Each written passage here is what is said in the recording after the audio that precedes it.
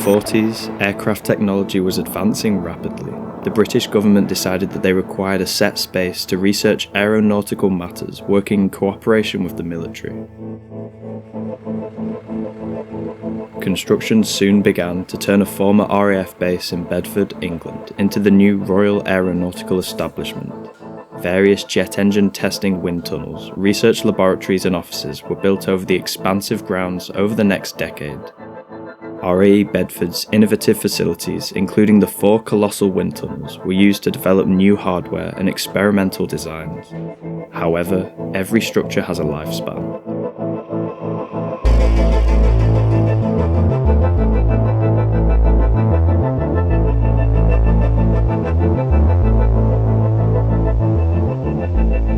Since 1994, the airfield was closed, with some buildings being bought by commercial owners and others, most noticeably 2 of the wind tunnels, left vacant. In today's Urbandoned video, join us as we explore the entirety of the complex, which is an industrial paradise of modern day, featuring multiple control rooms and industry in contrasting states of decay. Watch to see what we uncover of RAE Bedford.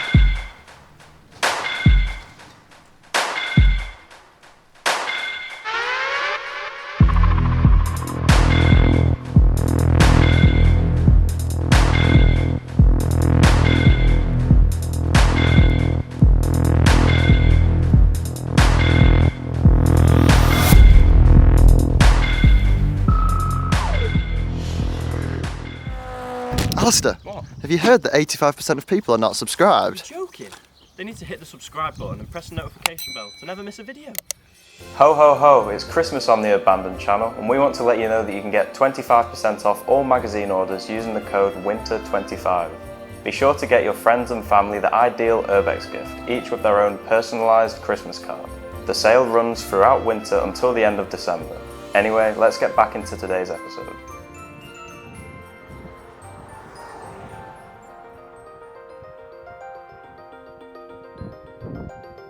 In early 2023, we were finally taking a look at the semi-disused RAE Bedford after wanting to visit for years. Due to the site's location and fairly watchful security, our trip had been delayed and delayed until today.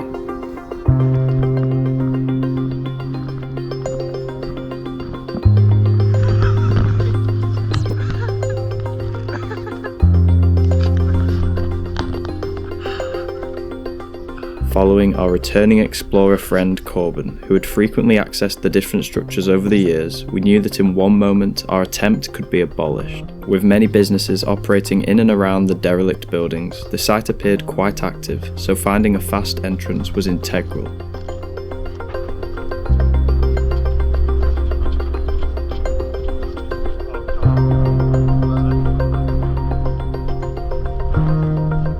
Although we had passed a couple cars and workers, all seemed well, and we soon made our way into the 3x3 wind tunnel building.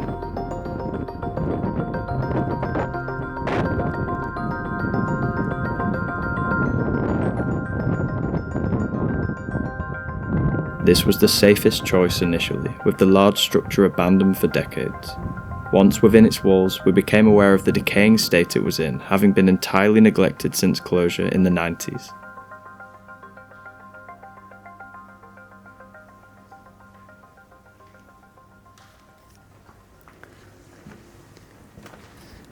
Huge hole, big gantry crane in the middle.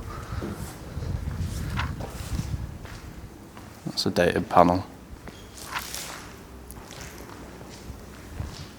This could potentially be one of the smaller tunnels here, used for testing jet engines. Really old gauges. I love this here. There's an absolute massive pile of filing cabinets full of papers, but there's some really old dates on these.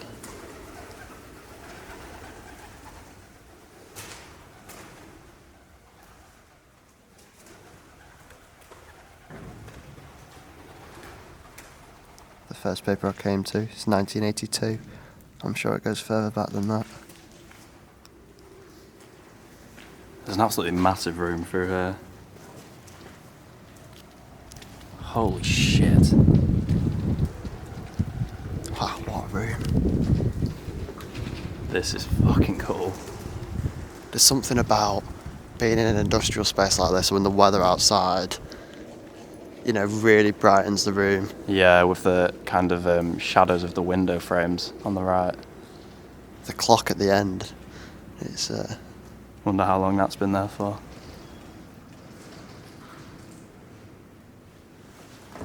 there's a lot of layers to this bit.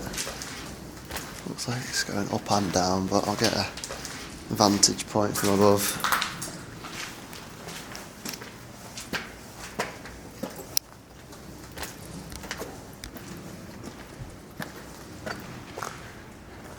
See Alistair down there. There's loads of wildlife in here. Birds, pigeons of course. Look at the size of that. Do you reckon that swings, Corbin? That's probably very dangerous. That's a... Yeah, at least.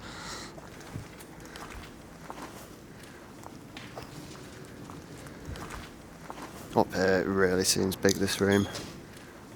I think here compressors would have been situated in these gaps at one point. Or the inner workings and complex systems running below.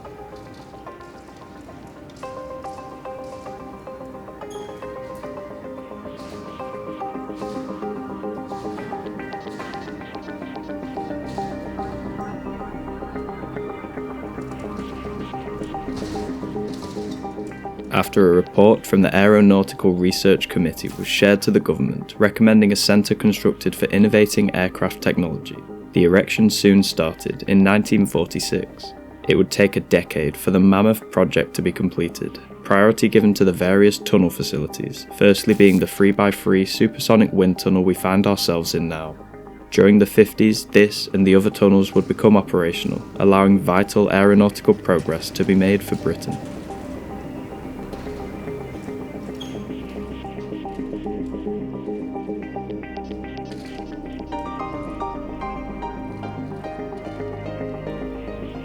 Looks like a control room in there, especially with the no admittance signage.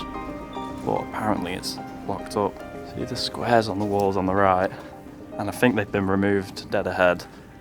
They're all soundproofed because of how loud the jet engine testing would have been. My God. This is a bit sketchy. Are you sure this is safe? Are you sure this is safe, Corbin?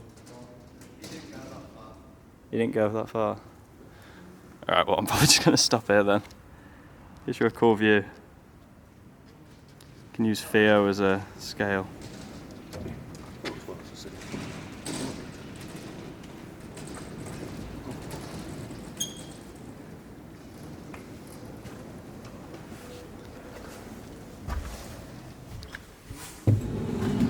Oh, this is quite obviously transitioning to an admin block. This is gorgeous. It's a very classic style for these types of areas. Big skylight, same kind of brickwork and painting, but it's really peely, which is always appealing, no pun intended. Huge high ceilings as well. I assume this is all going to be mostly empty.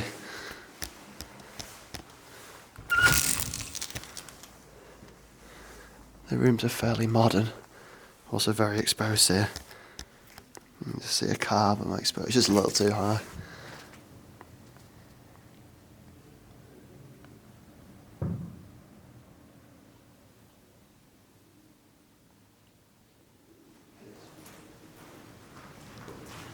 Continuing into a more admin section.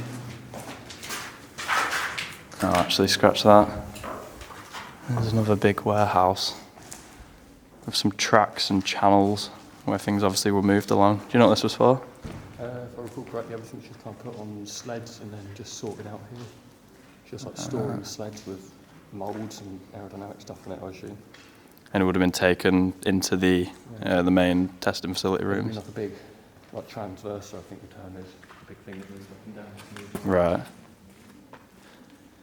They're cool rooms. They abuse the circular skylights in every single one. Looks really cool.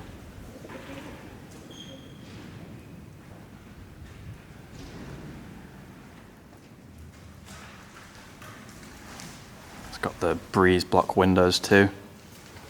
Really reminds me of the RAE power station we did in Scotland. Is this the control room?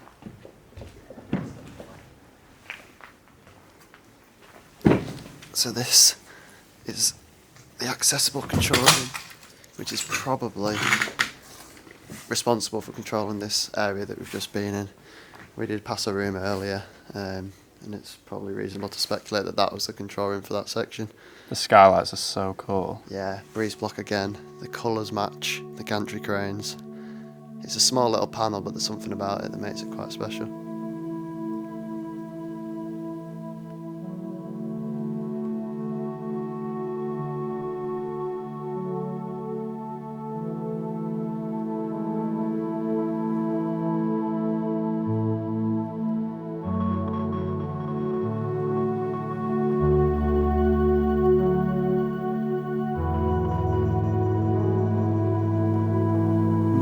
Sure if I want to touch this, but I'll do it for the video. Loads of data.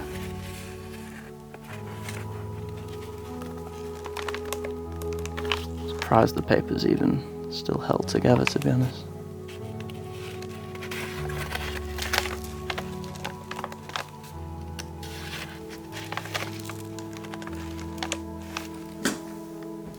Program documentation apparently, so these are probably records, and that dates back to 1969. Corbin did say it closed in the 80s, so it's not really surprising, but still quite incredible that this is readable today.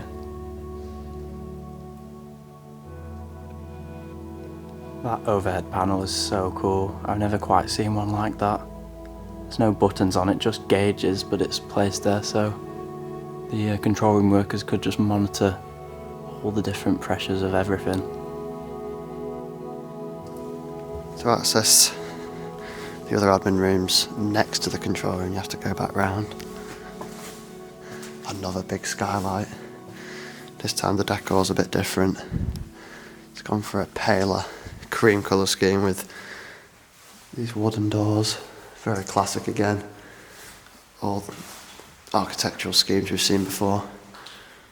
I love corridors like this. You can see the decay is set in further where the sunlight's accessed the room, allowing growth. I spotted this room seems to have a lot of papers in it. However, as you can see, it's very exposed. There's a slip here that details a borrower and the author, so maybe it was borrowing books from the library. In fact, just here, you can see that it was borrowed from the library. So I'm assuming these will all be borrow slips. There's absolutely hundreds of them. Such a minimal room, but there's something really nice about it. I think it's the natural light mixing with the colour scheme.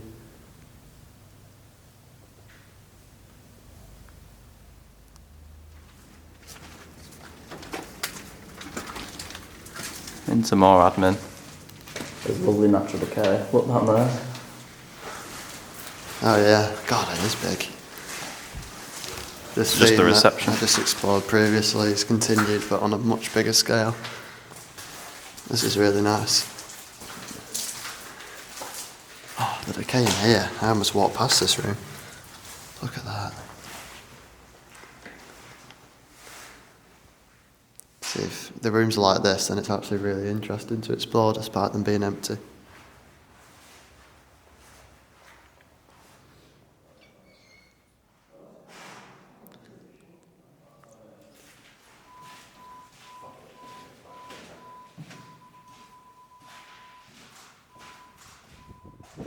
Back outside, we stood facing our next target. The decaying 3x3 tunnel had totally delivered for classic abandoned industry, but we knew just across the road was the biggest tunnel complex on site, the 8x8. most recently used for television filming, we weren't entirely sure what to expect internally, but were curious to find out.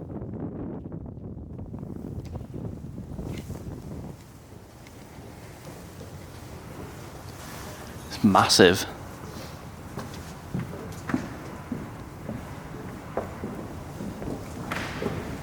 Wow. The colours are so cool. This would have been another jet engine testing room, but a more modern one. These places are always bigger on the inside than they seem from the outside. It's changed a lot since the last time we saw it, mainly with photos and stuff, but it's still as impressive. Circles are cool. As Theo said, the other one got moved. I think the floor has all been changed because they filmed in here. Potentially Star Wars. Still very interesting though.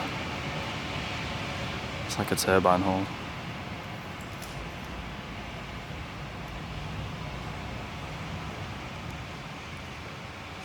Although it's very intact in here, everything does feel a little wonky. And you can see from the peeling paint on the right and the stuff all over the floor that it's been out of use for quite some time.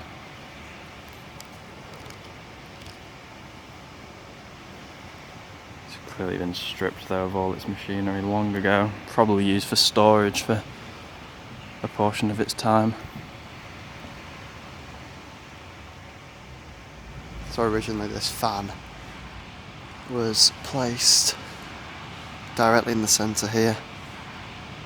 I've been told that it was put there as a film prop, and that probably suggests why it's down now, but I haven't read up entirely on the story yet, so I may be wrong, but it's really cool that it's still here in some fashion.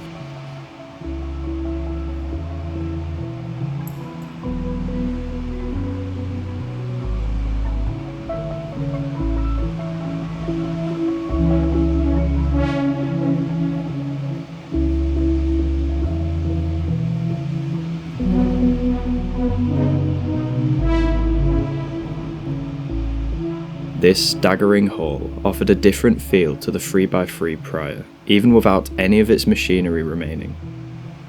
Missing the tunnels themselves that would have traversed around the buildings, as seen in some archival photographs we've included, here the entry and exit portals are still visible, albeit with one on the floor.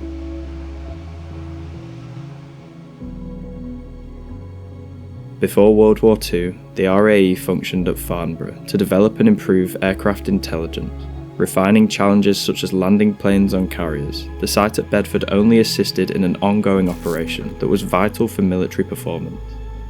After World War II, the establishment became more focused on jet engines, hence their request for this complex to be built.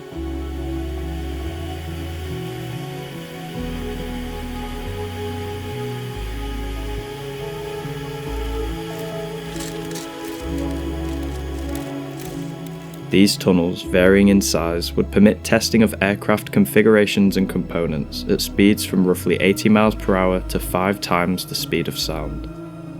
Virtually every British flight project, as well as some from overseas, benefited greatly from the advanced aerodynamic capabilities of Bedford.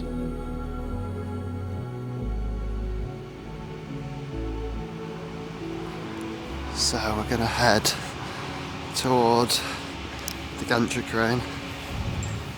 You've got quite a lot of dirt on your ass. On my bum? Yeah. I don't know what I've sat down on. Some of these flooring pieces are a bit... It's so loud with the demolition work outside. Thankfully not on this building.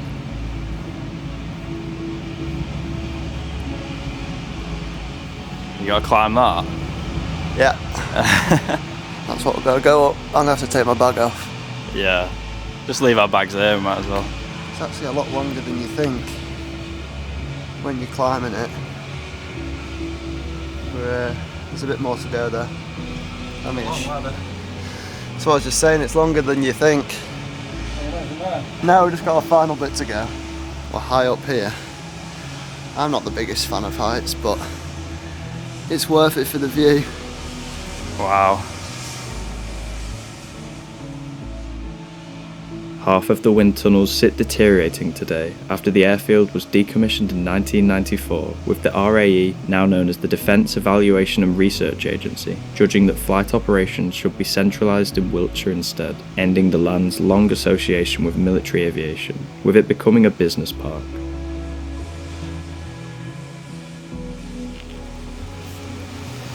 Probably should have bought the GoPro for this.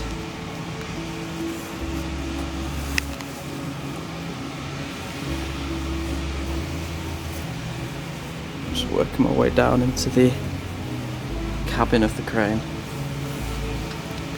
Not much leg space, but all the controls are here and they look extremely dated.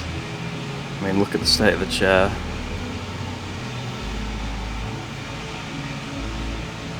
There's the box there, does it open? Nope.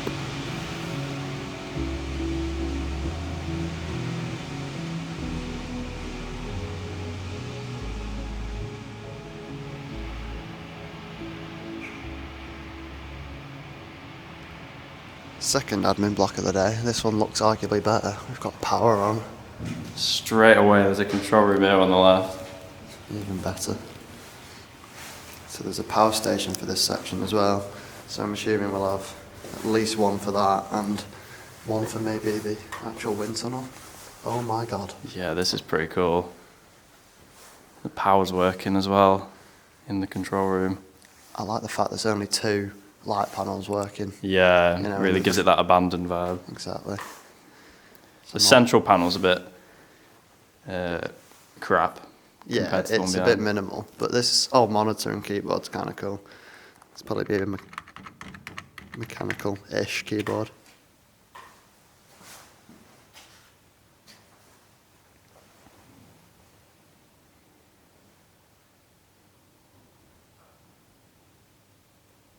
This control room was the command centre for all of RAE Bedford's wind tunnels. Dimly lit by the few water-damaged fluorescents above, it felt very 70s, with all the dials and gauges immaculately retained. Some old blueprints. Very, very dated.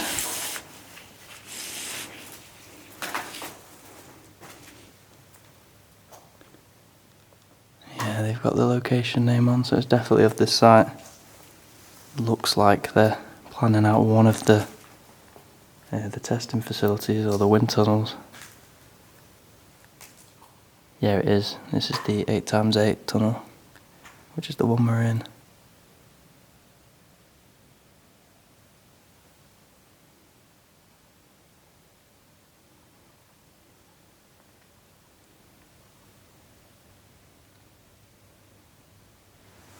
There's plenty to explore in this block. Big open window there. Lots of natural light coming in, creating some decay. The theme seems to be repeating.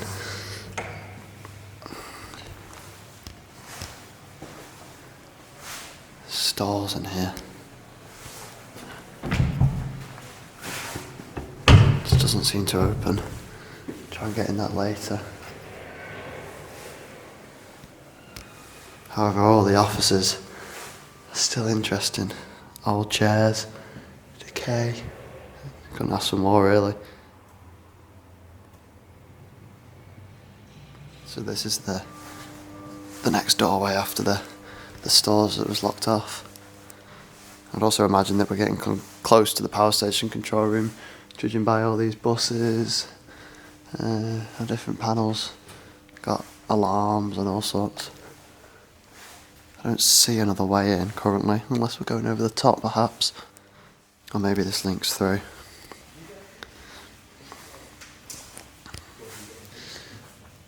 There's some sort of storage here at least.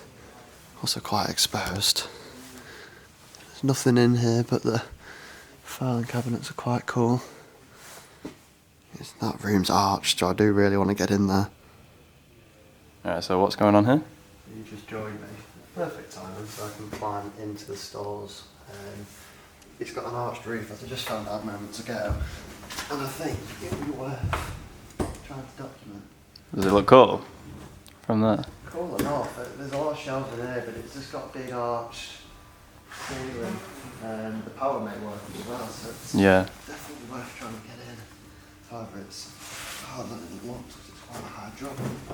Perhaps it was better from above. I mean, there's obviously been work on the walls here on the far side, but what I was interested in was all of this stuff here. I mean, it's a full wall worth of potentially documents and all sorts of the power station and the tunnel. You intrigued or not? There's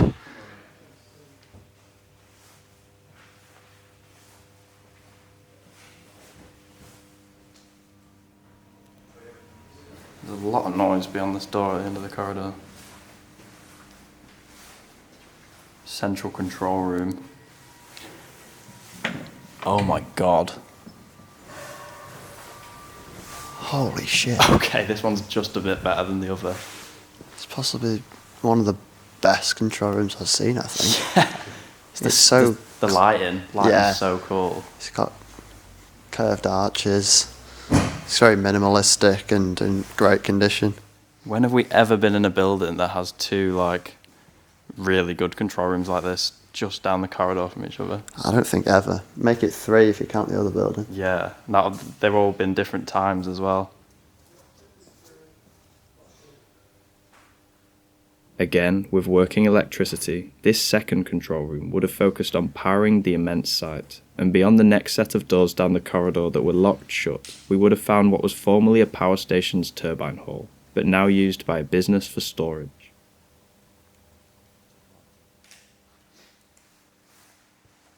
Is any of this connected to the grid?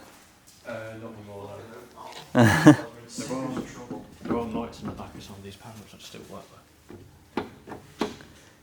It just looks like, even though it's vintage looking, it doesn't look too old. It's about 19... Like that one's got a key Yeah, it's about in the hole still. 1960s if I remember correctly.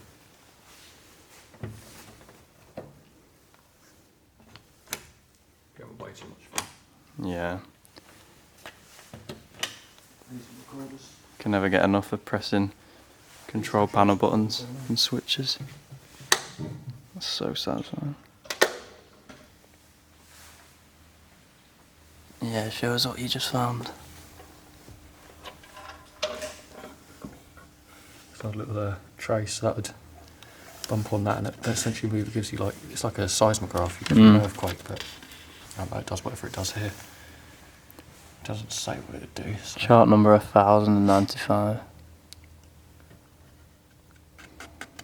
Don't want to rip it. I know, it would be cool if we could get it to... It does spin, but I might rip the paper so that... Yeah. Oh, yeah, I'm going to rip it if I do that. I guess it would have to be ripped off at some point though, so they could Well, when the roll collect comes it. out, yeah, but I think there's a gear mechanism back here. It's like a clockwork mechanism. So obviously that just runs. Yeah. But that does it's like a full computer, so it gives you like a physical printout rather than what you get now is like a digital trace.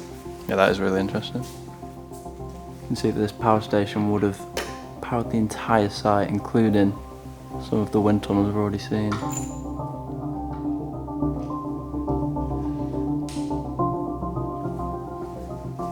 It was the perfect finale to an abandoned facility that had presented everything to us.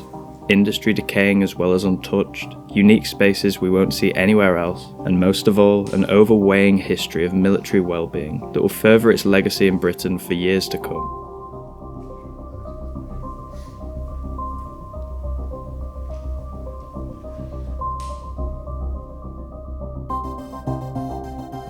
Today, a few of the wind tunnel structures are still in commercial use, being the vertical spinning tunnel for indoor skydiving and the horizontal wind tunnel utilised by Red Bull Racing.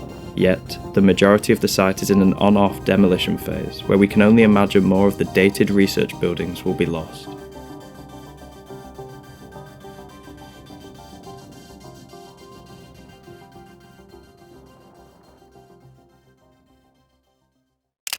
Here are some of our photographs captured at the abandoned RAE Bedford. If you like the look of them, check out our Instagram page in the description, where we share images from our explores months before they are seen on YouTube.